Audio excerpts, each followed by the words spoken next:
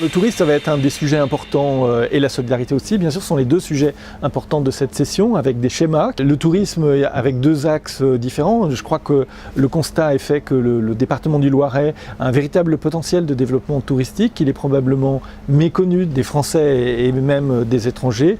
On se veut être la porte d'entrée des châteaux du Val-de-Loire. Et donc les deux grandes orientations, c'est à la fois le développement économique. Le tourisme, c'est une véritable activité économique. On doit la développer s'il y a des emplois, des richesses à la clé. Et puis c'est aussi l'aménagement de notre territoire parce qu'on a la chance d'avoir un territoire, le territoire du Loiret, avec des sites touristiques de qualité à peu près partout. L'autre volet important, c'est le schéma de cohésion sociale. Alors ce ne sont pas des actions, là pour le coup, ce sont des grandes orientations qui vont mettre l'individu, la personne au centre de ce schéma, et puis où on va parler aussi de prévention et évidemment de solidarité. Et ça touche beaucoup de domaines de l'activité départementale, que ce soit l'insertion, les personnes âgées, les personnes handicapées.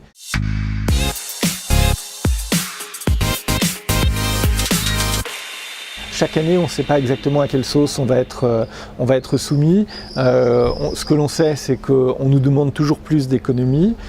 Ça devient évidemment de plus en plus difficile et notre capacité à investir, elle est nécessaire, elle a diminué quand même au fil des années. On l'a remontée un petit peu l'année dernière et elle est évidemment conditionnée par le fait d'avoir une saine gestion et notamment en fonctionnement, d'avoir une attention à toutes les dépenses. Il faut maintenir les services publics, mais il faut en même temps s'interroger sur le juste service, que chaque euro dépensé soit un euro justifié et c'est ce qui nous permettra de continuer à investir pour nos concitoyens.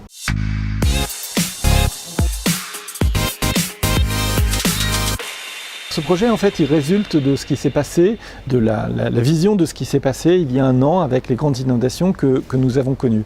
Le constat a été fait que les agriculteurs étaient souvent là, en première ligne, pour venir en aide à leurs concitoyens. Parce qu'ils sont sur le terrain, parce qu'ils sont en milieu rural et que le milieu rural, parfois, est plus loin des secours. Et ils viennent en aide aussi parce qu'ils ont des matériels spécifiques, des tracteurs, etc., etc.